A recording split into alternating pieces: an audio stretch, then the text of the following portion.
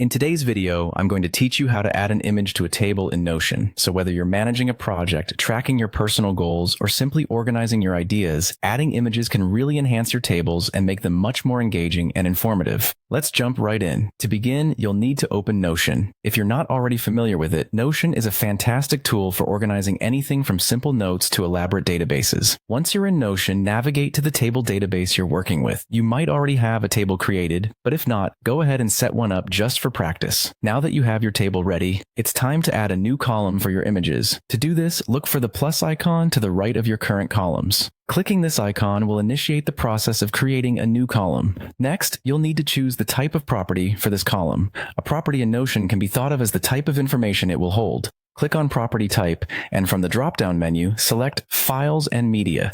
This selection is crucial as it ensures that the column is capable of storing images and other media files. Once you've selected the appropriate property type, it's time to name your column. A good practice is to give it a clear and descriptive name, such as image or photos, so that anyone else looking at your table will immediately understand what kind of data is being stored there. With the column created, you're ready to start adding images. Click inside any cell within the new column. This will prompt Notion to display options for adding content. You can upload images from your device, or you might have other options like inserting directly from a URL, depending on your setup and preferences.